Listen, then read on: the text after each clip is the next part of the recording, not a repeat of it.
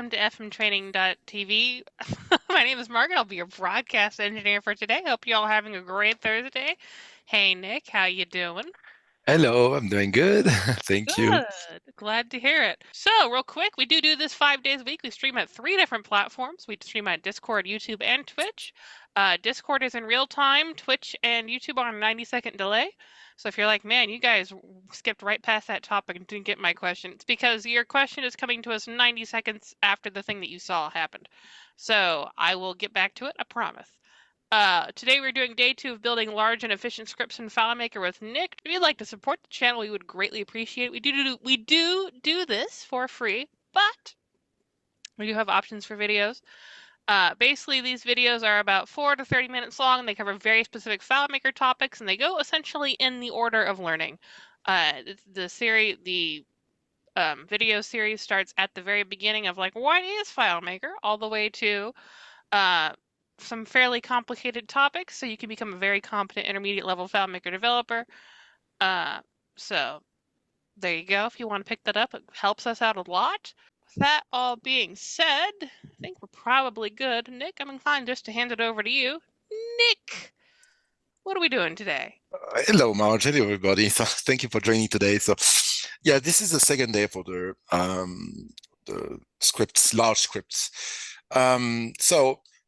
Yesterday we talked about some tools that we can create in FileMaker to help us to support our effort of building large scripts, right? So what I explained yesterday is using the error handling table to collect all the errors that you put on every single sensitive spot, right, in your script where it could fail, where you could have a problem. So you can use that table to gather all the errors, right? In the same time, we learn how to use a table to send all the parameters, right? So when you have a large amount of parameters and you have shared parameters throughout all the scripts, and you have many subscripts that are you're going to use those parameters. The problem is when you have a large scripts and you have a large amount of parameters, it's hard to pass them.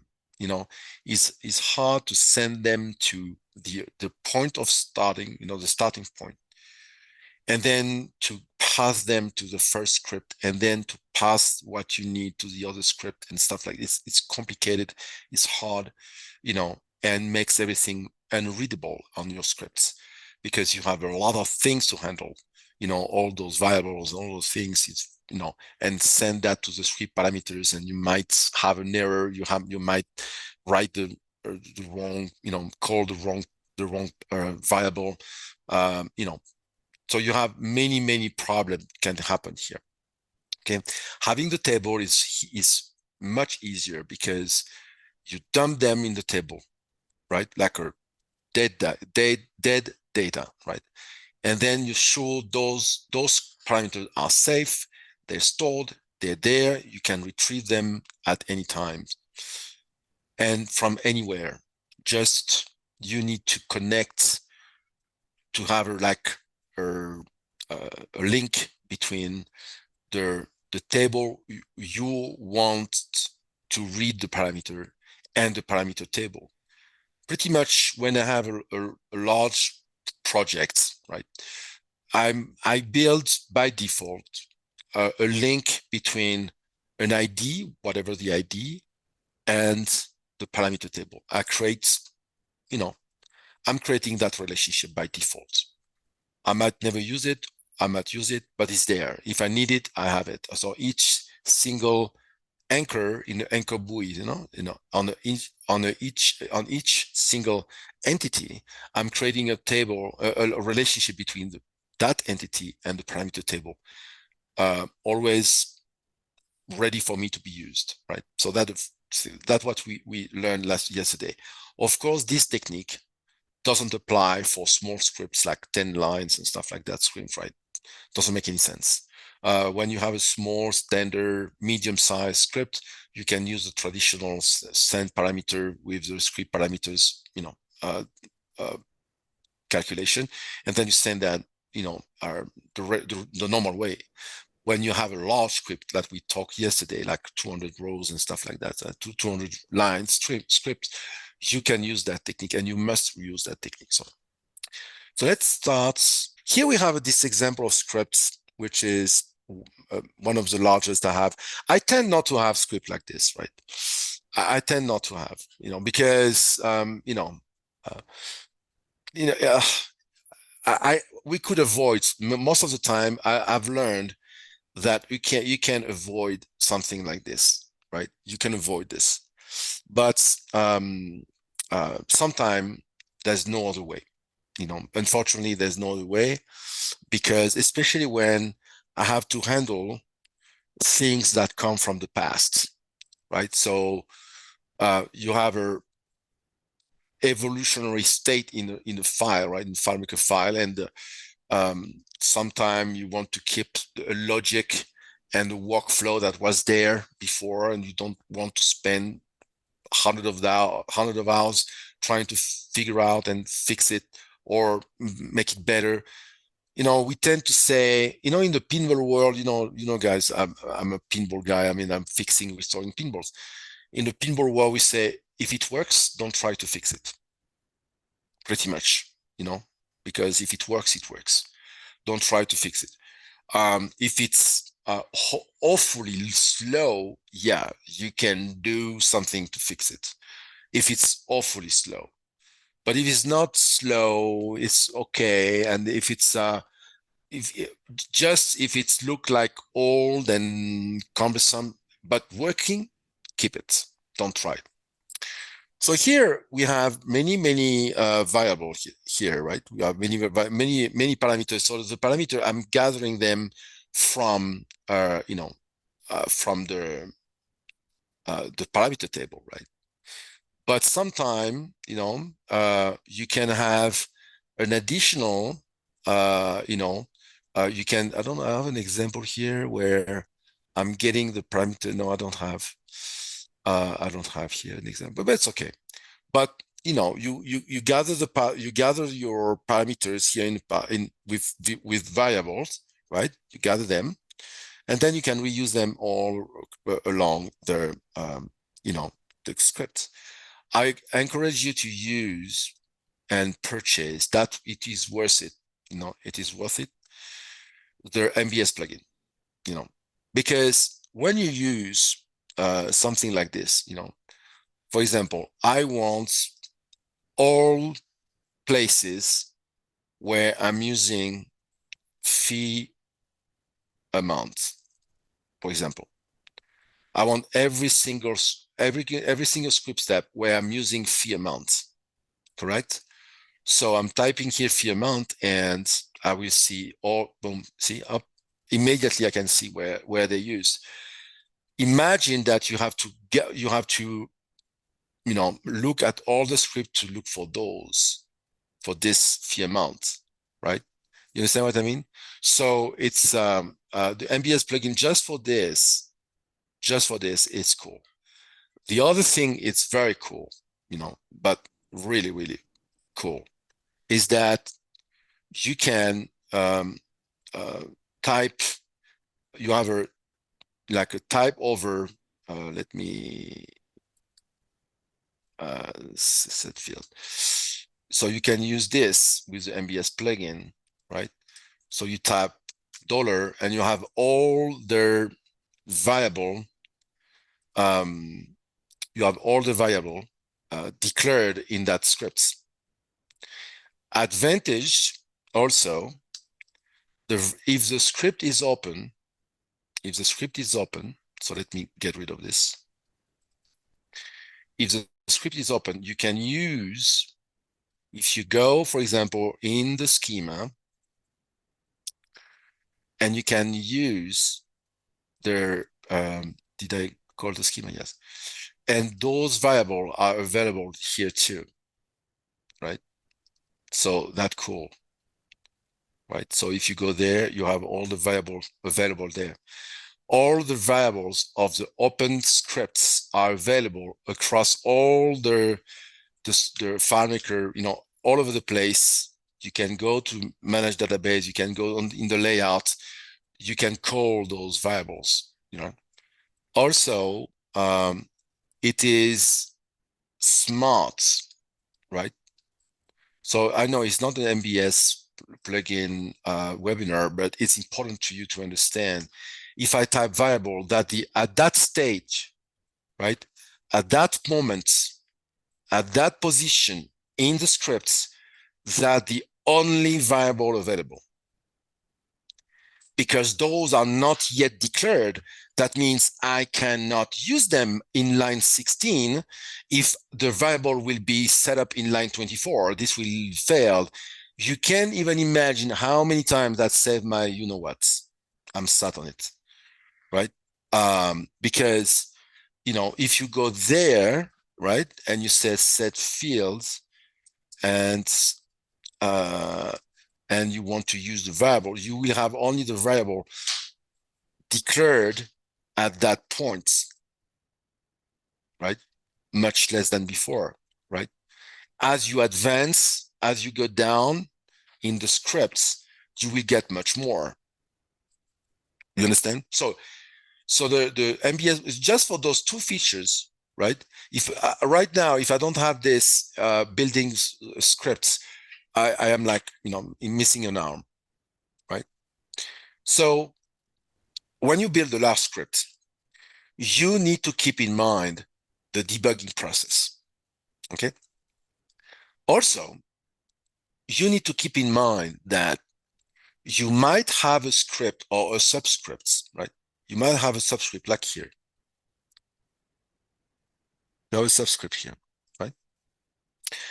This is a subscript that generates something completely on its own. This is on its own. That means I'm doing something. It's not an extension of that script. So let me explain. You have a main workflow, right? And then you have subscripts. And the subscript you use has to be something on its own. It cannot be a continuity of the current workflow. Let me explain. Here I have a workflow. I need to do this. I have a workflow, right? I have a workflow, but I use a subscript like, okay, at that point, you can generate this, at that point, generate the documents, right? But I could call this, right? I call it there, but I could call that later if I want. It's on its own. Generate the documents. Do that. That's it, right? Or I have another subscript, right?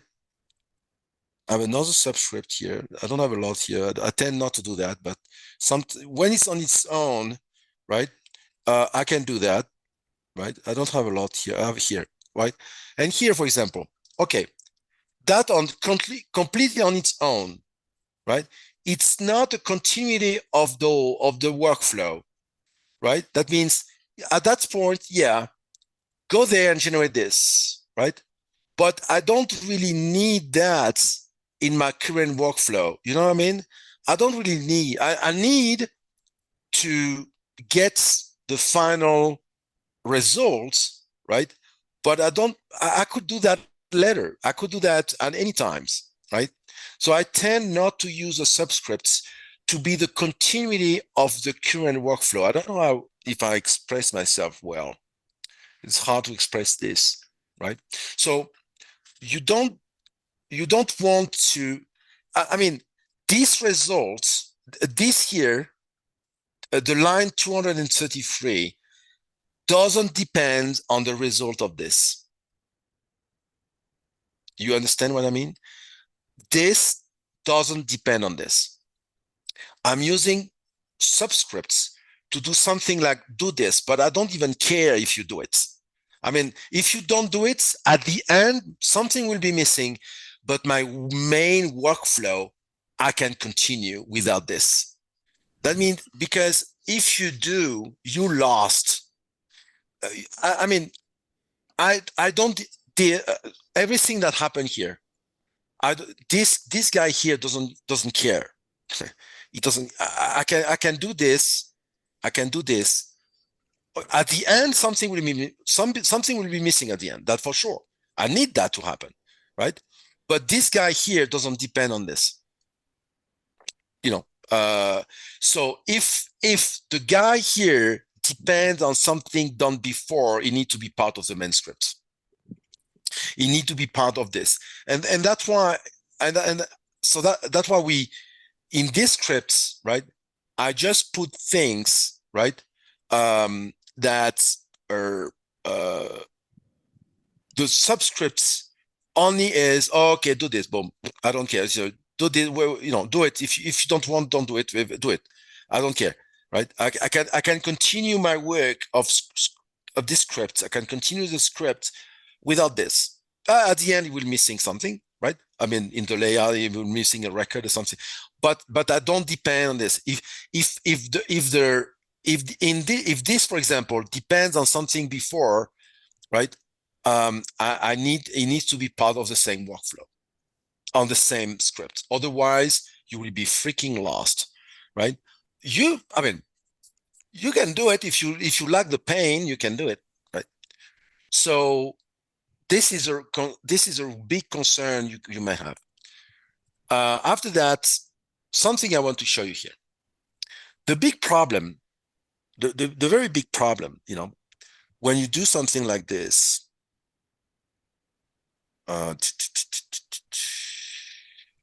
here, okay. So this goes somewhere else, right? And then come back, right? I don't go to layout. I don't do go to layout original. I don't do that. Why? Because you need to think about the debug process, right? And last time on the loop, I show you this, that I open a new window. Instead of saying go to layouts, I'm saying open a new window with this layout, right? Then create a record, do whatever you need to do, and close it. When you debug, you won't lose from where you were at the beginning. You will still see it because it's a new window. So you open a new window on top of the other one. So you have access to the data before. You have access to the data underneath. If you say go to layout, you lose where you were, right? Also, it's important sometimes, to know where because sometimes you say, oh, why I'm doing that right now? It's too early. For example, you can see that, right? So you go to the new layout, okay? You open a new window with the layout, right? You do your stuff and then you close the window, okay? So that's the first thing you need to know. After that, you have the other thing. You have the same thing. I think I passed it. This one. Okay. I have a perform script. So I'm performing a script. So this script here has its own life. Okay. This has its own life. Right. So for example, here, I'm going to the new window here. I'm opening a new window, right? And actually, I saw a bug here, but it's okay. So no, it's not. I'm opening a new window. No, okay. From where I am, okay. I'm opening a new window.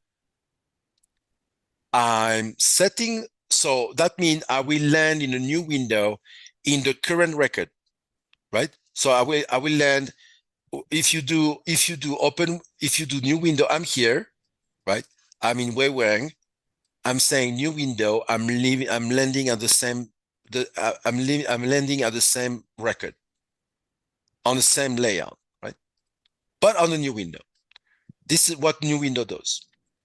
I set the variable with the ID. I set this variable with this. I'm set the variable with this, and then I'm sending over there everything in this layer in this scripts, right? And this script will say, go to layouts and do your stuff, right? And then close the window. That means I open a new window in the current record. I'm setting variable with the current record. Then I have this script that go to layouts and create the documents and then go back. To go back, I close the window. I never left. I never disrupt. I never say go to layouts. I'm not going to layout here. I want to be in a new window. So pretty much each time you do subscripts, right? Open a new window.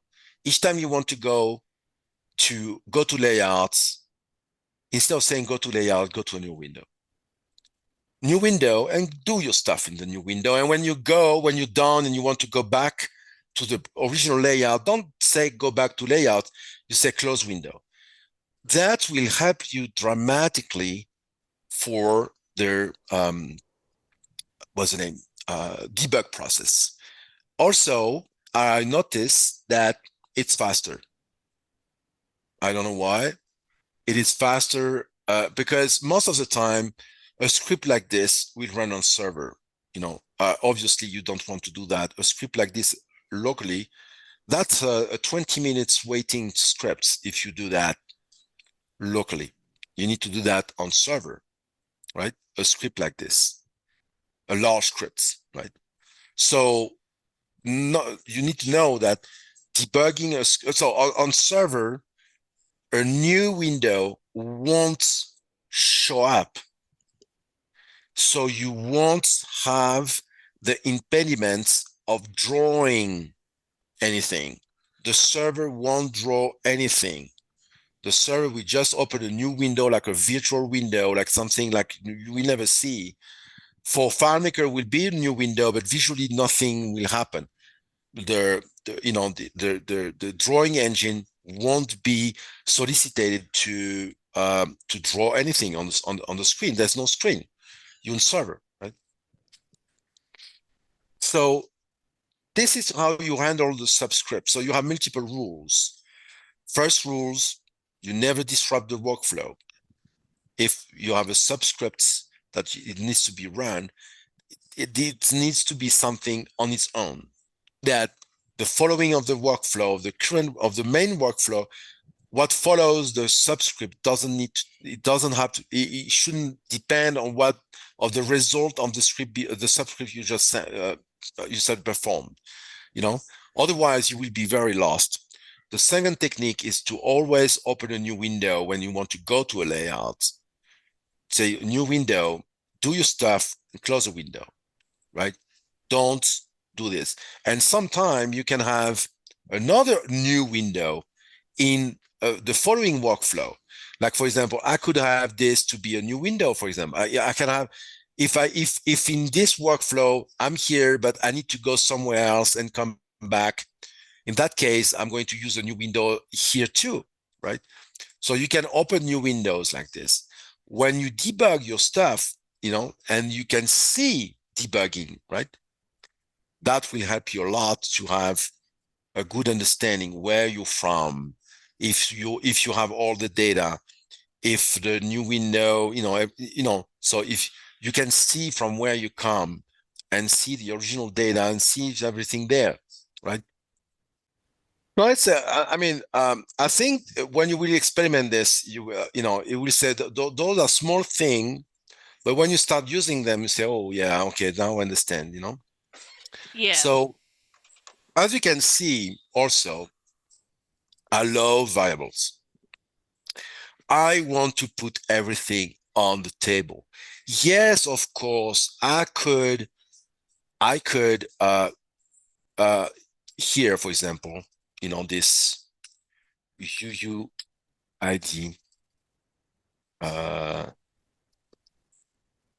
right? This UUID stuff. So I'm using it where I'm using it. Okay, I'm using here. I'm using only once. I could say here in the line 242, I could say this. I could have put this directly. I could have said this, right? I could have said this. 242. Yeah, that also is cool. I could have said this instead. That works. So I don't need a variable, right? But no, because I show you why.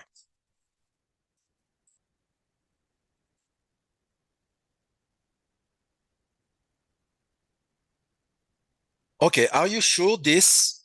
Do you know? Do you know that 3 weeks later in that script, are you sure this parameter parcel creation parameters? Are you sure this is a UUID? Imagine that all of those, they say parameter 1, parameter 2, parameter 4, parameter 10, parameter 11. Do you know? Are you sure? 3 weeks later, 2 months later, are you sure? Nope, So I'd have to go hunting for it. what will happen in that case? What will happen? You will be always go and you will have to check if that correct. Here, I know it's correct. I have the UUID. Just what I need to know. I make sure that this is correctly attached. So that's the first reason why I'm using when you run that script on the debugger, you will read all of those things. Also, before, when you reach here, you put a stop here, you go to the data viewer, and then you can see if you get the right thing. If here, for example, I'm getting a name on contact ID and I have Nick Hunter, that's something wrong. It means something wrong. You know something wrong. If here in the fee amount, you have an ID, something wrong. Here, fee amount, you need to have a number. You need to have a dollar amount, right? And the fee type, just saying the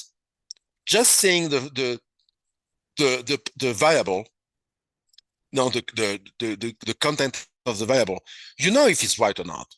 Or for example, if the county, it says, I don't know, Nick Hunter, something wrong. There's no Nick Hunter County, right? So, and if, or something, if something blank, it's something without any content. Oh, that's something wrong. Something, so you know ahead that's something wrong. If I go to the 242 and if I go here and I will never see the content of this, the content, if I put, if I do this, to see the results of this, I need to see in the layout while I'm debugging. I need to have the layout in front of me with the field in front of me to see if the set field worked. If I have the variable, I know ahead that yes, this variable UUID is correct. I know ahead of time. Okay. So this is very, very important. So when you have, we clear with the variable, right? So when you go ahead, because I'm declaring variable ahead, right? So when I'm doing something, boom, I'm gathering the variable. Boom, I'm gathering the variable. So you can get the result that you need, right? Because here I'm getting a new request and then I will have a new company number because the company number is an auto entry number, right? So new request, I'm doing this, new record, doing this, I have a new ID and I get it. I need to gather that ID, right? So you, of course, here you need a variable because this company ID, I'm going to use it later. So that's why I'm saying I don't want this to be, this could be a subscript, by the way. You know, I could say a subscript go, okay. But since this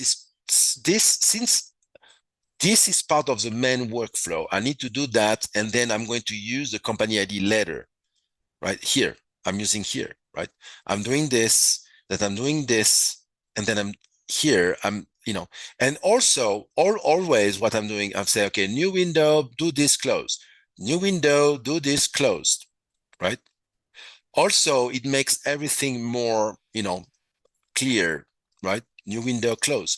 So you imagine when you debug things like this, well, you have new window coming, you know something is happening visually. You can see, right?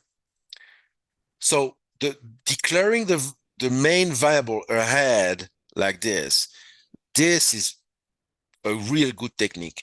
I'm using this technique for small, big, large, very large scripts, right? Always. I'm declaring the variable. Even if I don't need to be a variable, like this example here, I have no need to have a variable. I'm using this once, yes, but visually, right? When you see this, okay, I'm putting there the right thing. I'm putting there the right thing. I'm putting there the right thing, right? You know what I mean? Because you have the name. That was the naming here. Okay, this is not my naming because I took a workflow from somebody else and I repurposed it, and I did it. Sometime also, it is important to put comments. For example, this doesn't talk. It doesn't talk. But when I do this workflow, right, and I'm inserting the document that I'm generating a PDF. At the end, I'm generating a PDF, right? And the document type because I'm inserting the PDF inside a record, right? In a container. It needs to be the document type, this is the ID of the document type. All my document type miscellaneous, this is the ID. But in the scripts, right? If I don't do this, well, doesn't talk. I'm not sure of myself here, If I do this, boom, I know it's miscellaneous.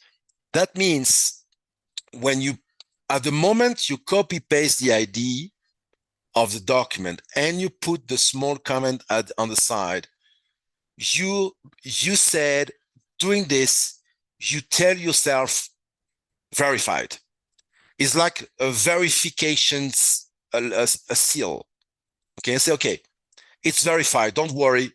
Like 2 months later, don't worry. This ID is the ID of the document type miscellaneous. I checked it. It's approved. It's verified, right? So I'm doing that a lot. I put in the calculation, I'm putting a comment. I'll try to find something here. So where I'm putting comments, I think I have only one. Yeah, I'm using, here, for example. Yeah, this now. Here, I have only once. Okay, only this one. So see, this, I can type / like this, and I see all my comments. You can see with this MBS plugin stuff. Okay, so now, if you don't have any questions, Louis? What about using subscripts to recycle code? Using subscript to recycle code. Okay, you need to explain this. Yeah, I don't. Oh, yeah, I think I know. So you have a workflow, right? You have a script and you can reuse that. Yeah, of course. I have a good example for that. this workflow here, this one, I'm using it not just for this. I recycle, I reuse. This workflow here, I'm using it 3 or 4 times in different workflows. That's why this is self-working. It's self. Just I need to declare those, right? I need to declare those, and then this works on its own. So yes, of course, right? I reuse the same workflow, right? But it needs to be something independent, right? So that means if what's the name? If the following was depending on this one, right? I would have recreated the workflow inside here. You understand? I would have done this. Why? Is because sometime you have a recycled code, right? And you do a big mistake to change that recycled code, right? To accommodate one of your workflows, and then you break the others. You understand? So I want to be, I don't use a subscript if the result of the subscript, I mean, if the following of this workflow depending on this.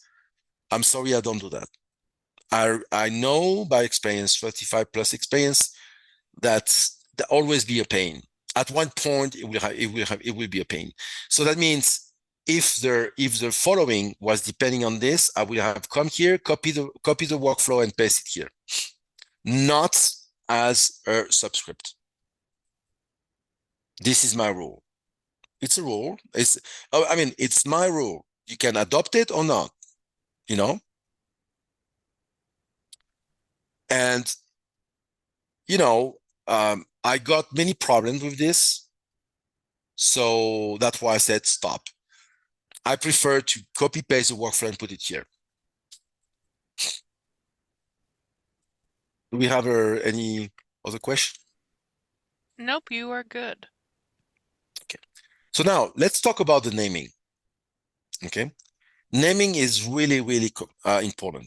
So here, for example, I have list of document types ID. IDs. This is a list. This variable, the result of this, I know it's a list. It needs to be a list. So I expect here to have multiple results, multiple values. If I don't, that means something wrong. So you help yourself say, okay, yeah, this variable needs to be a list. So take in account, I'm speaking to myself, Nick, take in account this is a list. Then I have current parcel ID. That means the current one, that means is the current, that means is the one I'm in, right? Is the one I'm start with, right? Because sometimes you can start with the current parcel ID and end up with the new parcel ID. That means you start with a parcel ID, you start with something, and within the workflow, you create a new parcel ID, right? You create a new record where you have a new parcel ID. So the naming is important. Say, okay, current, new, previous, right? Previous parcel ID, new parcel ID, current. So you need to say what it is at the moment it is, So those are old, variable, but I tend to, to make sure that I have the name that is correct. For example, here I have an inconsistency, right? This is inconsistent. Why?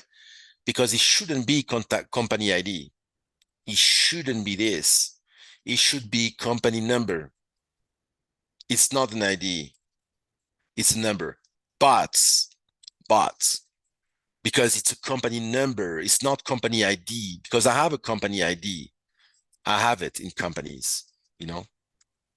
I have the ID, right? So if I wanted this, I would have say, yeah, that's company ID. But here it says, the variable says company ID, and I gather company number. It's a mistake. I kept it. Why? Because all the workflow below belong to company ID, and I didn't want to change it. You know, like the same for contact ID. It's a contact number, not a contact ID. It's a company ID number, not the company.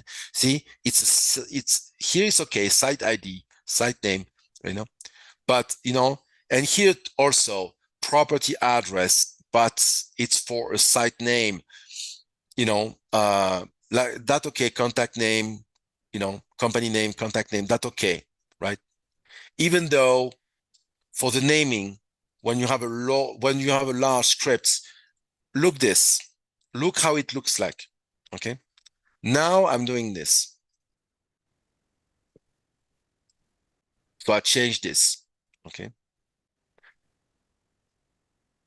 so I put all the thing, you know, that should be right. And here, especially if I say contact name, right, this is much more readable. It helps visually. You can, let's be honest, it's visually better, right? It's visually better, right? So it's important, the naming. So I need to revert that, otherwise it will break everything. So the way you name your thing, and the text you use and the syntax you use is the most important at all, right? This is unreadable. This also unreadable. You can use, if you want to emphasize, right? If you want to emphasize, you can use the underscore ID, but ID, right? Or name. Or you can use the camel case, contact name. It helps, is better than this. This better, but this is even better, right? Very important, the naming, right? Here, for example, I have problem here, right? But I needed to, unfortunately, I need to use the what was there in order to not, you know.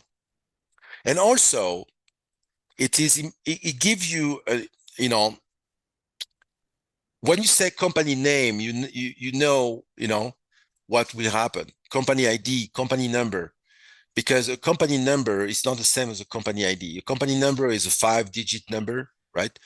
A company ID is a UUID, right? So it's, for example, so if I go there,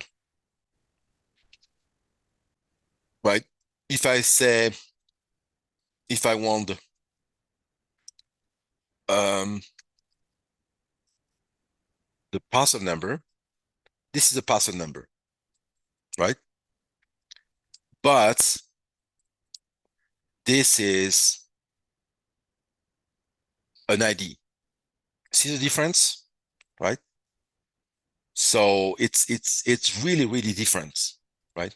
So you have also you can have like if I do a site number,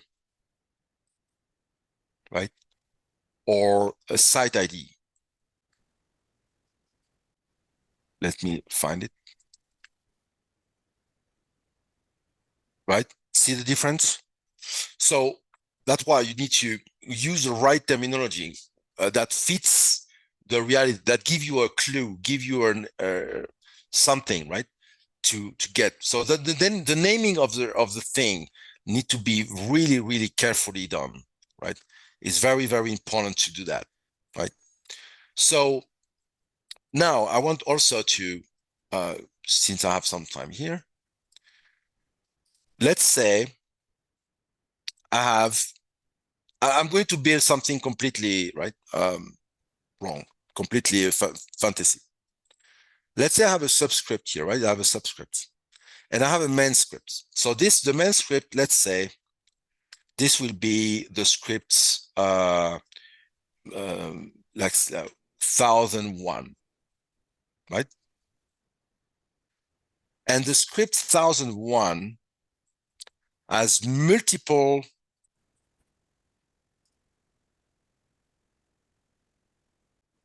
for example, they all do the same thing. We don't care. It's just for demo, right? Okay. So here I have the main scripts. So they all belongs, all those. So technically what I'm doing is this. No, not a separator. I'm doing this.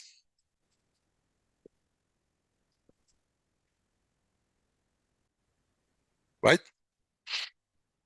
So this is the 1001 scripts, and this is the 1001 subscripts. And they all belong to the 1001. Right? All of them.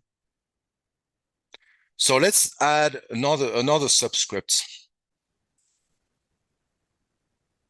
Right?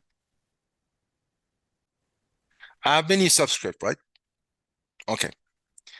Let's say in generate, I have this one, correct? So in this one will be the subscript A, correct? And here also, I have another subscript. I have this one. Well, you understand that this will be the subscript B. So you know, right? I'm on 1001. I have the 1001A and the 1001B. Okay, let's say in the A, I have another perform scripts. In the A, I also have a subscript in the A. So this one, right? This subscript will be the A1, and you glue it together. In A, I have this A1, and I might have in this one another one. You got it. This is A2. In A, I have A1, A2, right? Then I have my B, and in the B, I can have, you got it, the B1.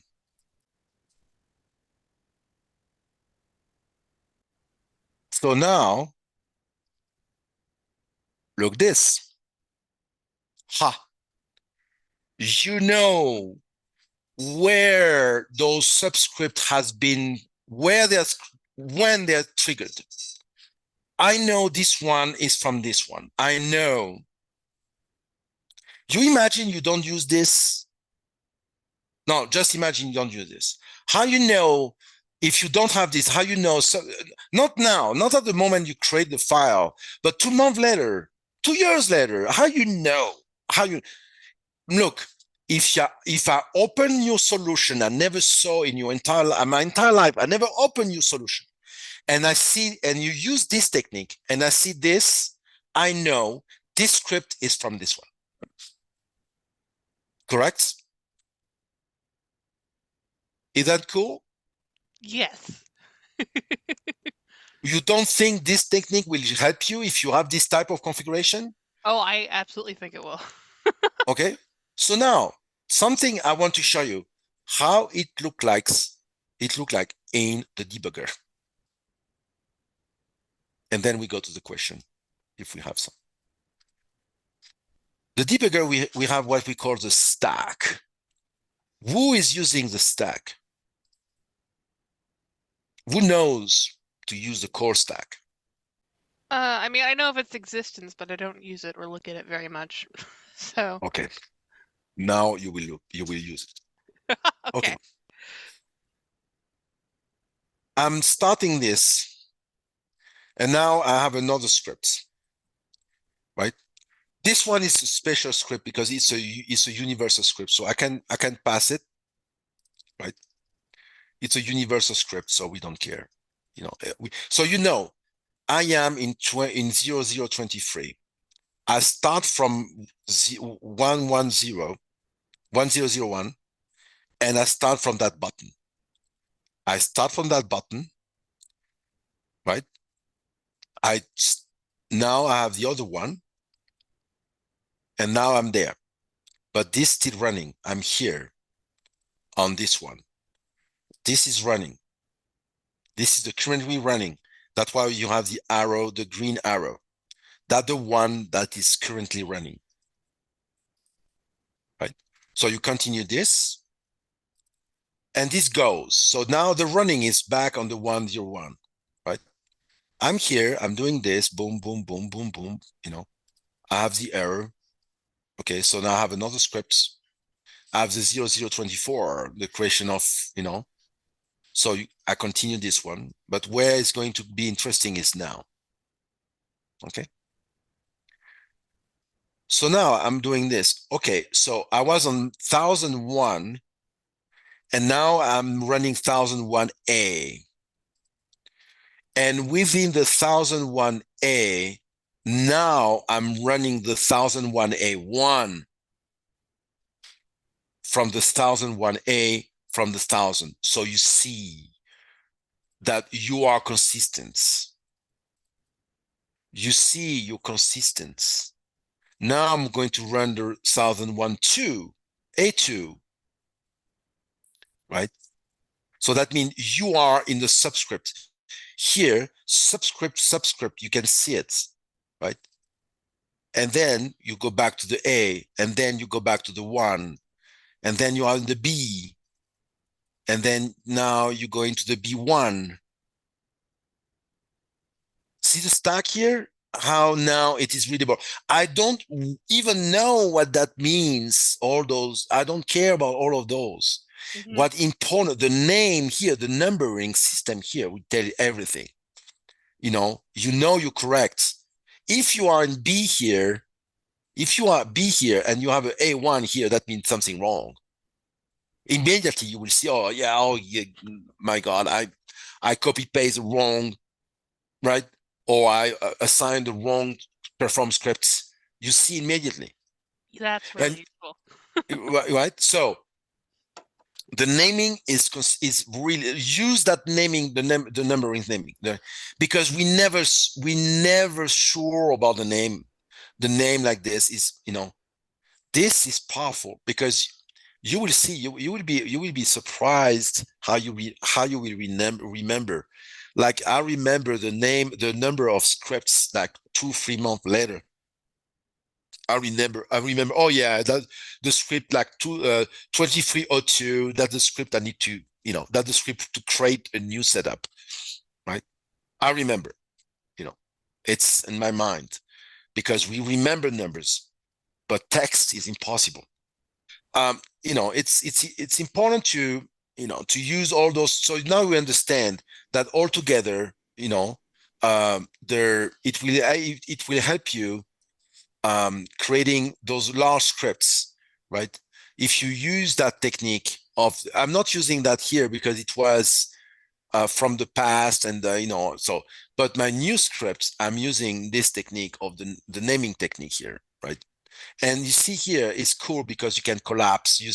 Those two are together, and you open this, and you have all the subscript that belong to these guys. And here you have a separation because you have the A's and you have the B's and you have the C's, the D's, etc. Right. So who is going to change his way of naming stuff? I'm definitely going to. Johannes has a question. How to start with the numbers? Why did you pick 1,000? Oh, it's a sequence. You know, I'm doing. I'm okay. I tend to do this stuff here. this file is not a, I tend to do this from 500 to 1000, right? I'm doing this. For example, here system is from 1350 to 1379, right? Because after that I have from 2000 to 2499. That means I'm not going to 2500 because 2500 can be something else, right? So I have a range. So I start with a range and I start with 2001, where after that I leave some space. I leave like 10 scripts, 10 numbers free in case of I have a 2, a 3, or 4 that belongs to that walk, that I need to put that here. So I tend to do that. Like here, see, I have one free, right? Here too, I tend to leave always. Sometime, I'm leaving. I'm switching numbers, but it's a sequence. It's a sequence. I know the 2000 something, and then I change if I change like this, dockets is 2500 to 20, almost 2700. 3000 to 3000, say 4000, 5000, 6000, right? Here I have a bug here, but I didn't do that. Yeah, I didn't do that, but it's okay. That's here also, it's a mismatch here, but it's okay. 7000, 8000, see? I'm going to 8,600 to 8,000, almost 700, from 700 to 800 to, you know what I mean? So I'm doing this, the sequence of the naming, right? And when the workflow is together, I'm doing A, B, like this one. It's interesting, right? All of this is together, right? They're all together. All of this belong together, right? The F1, F2. See the technique I told you of the subscripting? Yes.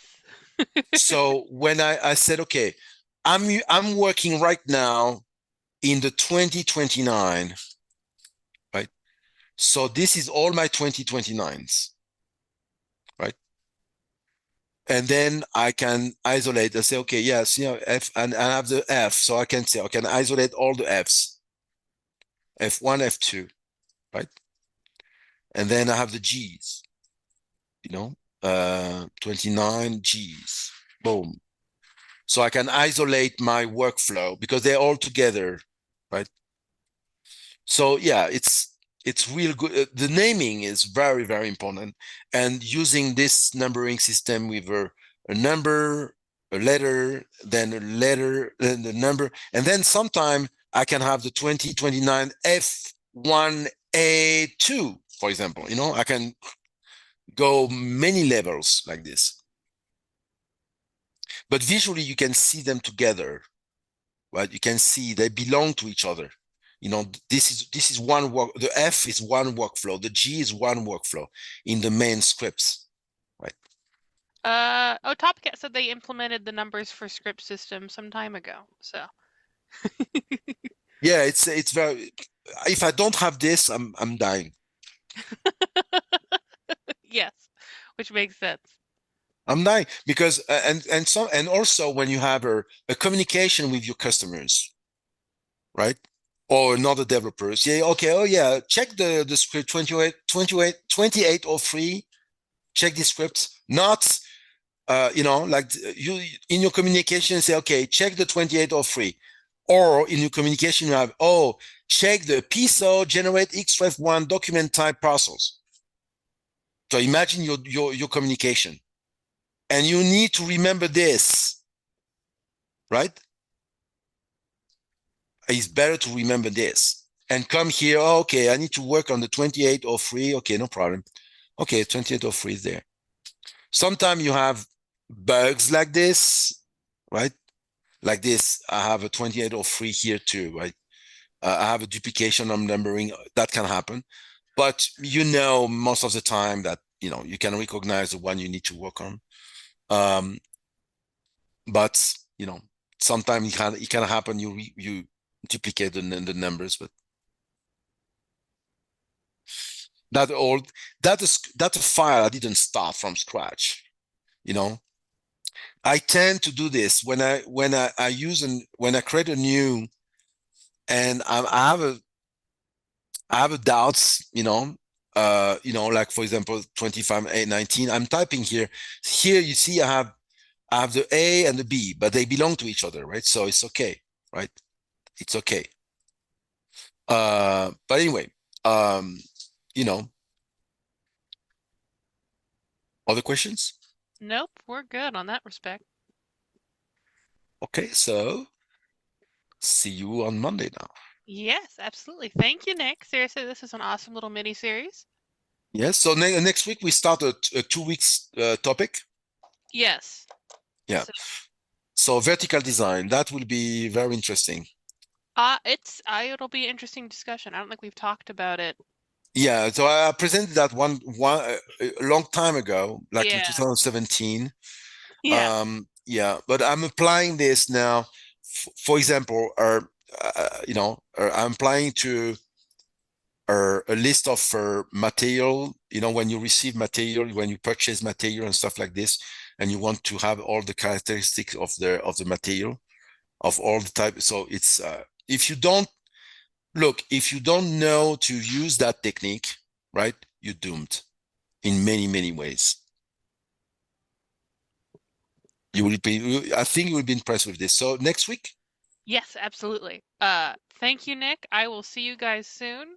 I'll see everyone here tomorrow, but I will see you Monday next week, Nick. All Okay. right, everybody. Thank you. Have a good one. Have a good one. Bye-bye. Bye.